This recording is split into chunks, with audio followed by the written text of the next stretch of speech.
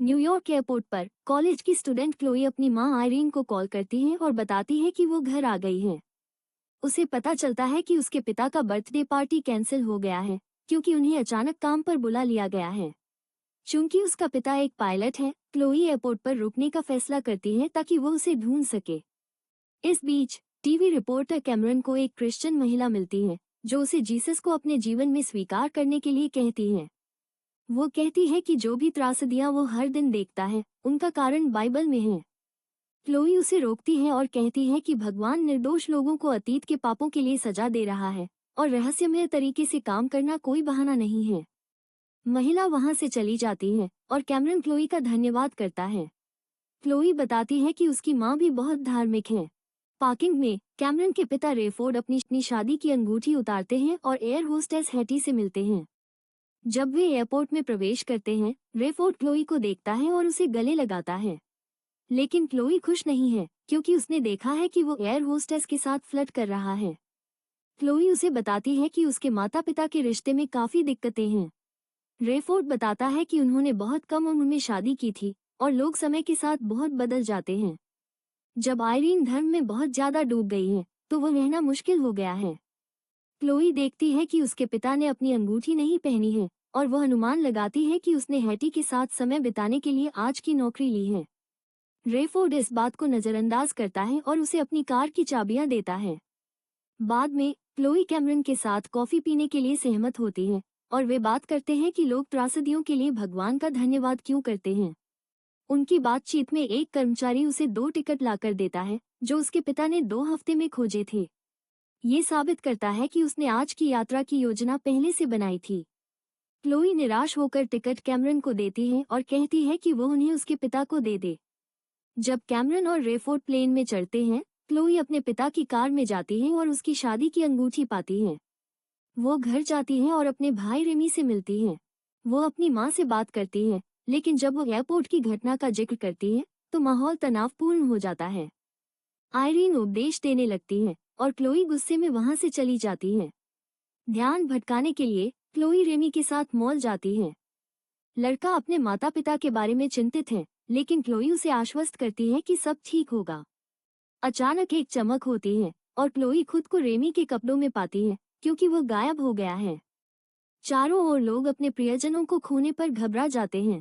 एक कार जिसका ड्राइवर गायब हो गया है, मॉल में टकरा जाती है। क्लोई अंदर जाकर एक मृत व्यक्ति को देखती है। लोग इस मौके का फायदा उठाकर दुकानों को लूटने लगते हैं।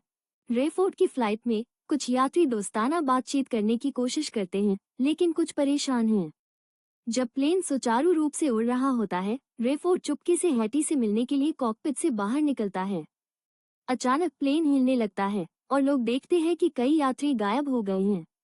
लोग घबरा जाते हैं क्योंकि प्लेन ऊंचाई खोने लगता है। रेफोर्ड तुरंत कॉकपिट में लौटता है और पाता है कि उसका को पायलट गायब है। वो तुरंत प्लेन को स्थिर करने के लिए नियंत्रण लेता है। कैमरन सब कुछ रिकॉर्ड करना शुरू करता है क्योंकि लोग पागल हो रहे हैं और कॉकपिट के दरवाजे पर दस्तक दे रहे हैं। हैटी उन्हें शांत करने की कोशिश करती है, लेकिन असफल रहती है। रेफोर्ड दबाव बढ़ाता है और ऑक्सीजन मास्क गिरते हैं।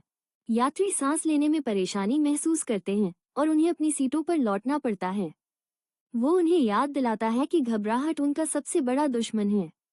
बाद में हैटी महसूस करती है कि उसकी सहेली भी गायब है और वो रेफोर्ड से सांत्वना मांगने के लिए कॉकपिट में दौड़ती है। क्लोई मॉल में भीड़ के बीच से निकलने की कोशिश करती है। वो पार्किंग में दौड़ती है और रेमी को खोजने की कोशिश करती है, लेकिन उसे भागना पड़ता है जब एक छोटा प्लेन अचानक गिरता है। क्लोई मदद के लिए स्कूल बस की ओर दौड़ती है, लेकिन बस खाली होती है। वो शहर पहुंचती है और अपने घर को कॉल करने की कोशिश करती है, लेकिन कोई जवाब नहीं देता। चारों ओर कारें टकरा रही हैं और एम्बुलेंस घायलों को उठाने आती है।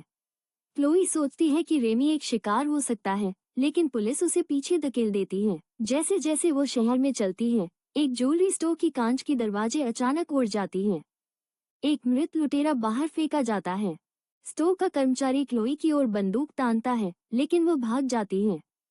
अस्पताल पहुंचने पर वो एक साइन देखती है जो कहता है अंत यहाँ है। टीवी पर वो समाचार देखती है और जानती है कि लोग देश भर में गायब हो गए हैं। अस्पताल में लोग अपने प्रियजनों की तलाश में हैं और क्लोई प्रवेश के पास भी नहीं पहुंच पाती। वो पीछे से जाने का फैसला करती है और एक कांच का दरवाजा तोड़कर अंदर घुस जाती है। वो नर्सरी में पहुंचती है और देखती है कि सभी नवजात गायब हैं। एक माँ उसके पीछे आती है और बताती है कि सभी उम्र के बच्चे गायब हो गए हैं।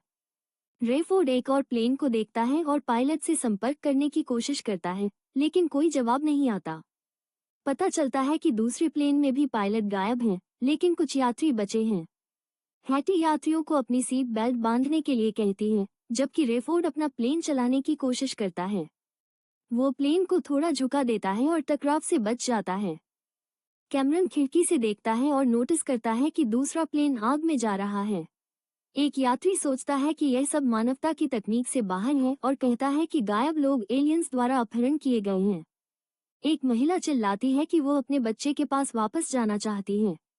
अचानक प्लेन का पंख आग पकड़ लेता है और लोग और भी घबरा जाते हैं।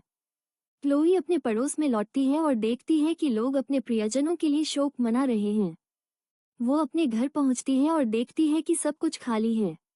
जब वो अपनी माँ की ज्वेलरी देखती है तो वो गुस्से में उसे खिड़की से बाहर फेंक देती है। फिर वो स्थानीय पादरी से मिलने जाती है, जो उसे बताता है कि यह रैप्चर है। वो गुस्से में पादरी पर चिल्लाती है और वहां से चली जाती है।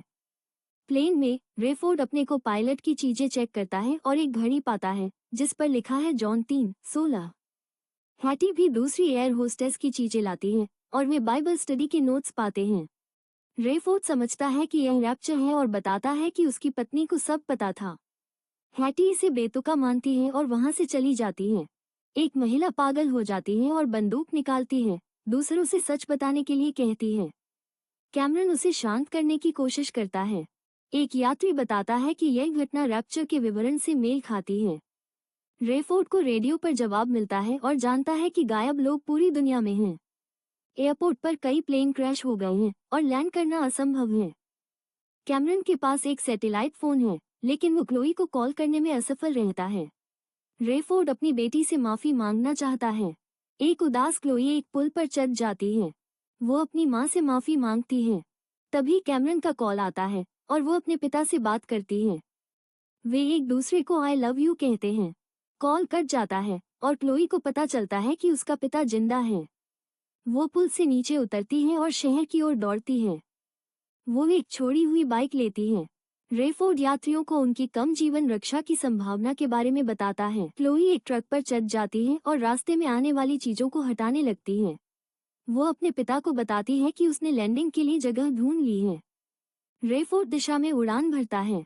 प्लेन ईंधन खत्म होने वाला है। क्लोई फिर से अपने फोन से जुड़ जाती है और रेफोर्ड उससे बड़ी रोशनी की मांग करता है। वो गैस टैंकों को ईंधन से भर देती है और एक लाइटर फेंक देती है।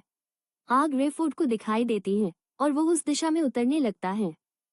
क्लोई ट्रक से बाहर निकलने की कोशिश करती है, लेकिन वो दुर्घटनाग्रस्त हो जाती है। प्लेन कुछ तारों से टकराता है, लेकिन सब ठीक रहता है। प्लेन जमीन पर पहुंचता है और क्लोई को बचा लेता है। सभी लोग सुरक्षित हैं। हैटी इन्फ्लेटेबल स्लाइड निकालती है ताकि सभी लोग प्लेन से बाहर निकल सके। क्लोई कैमरन और रेफोर्ड को गले लगाती है।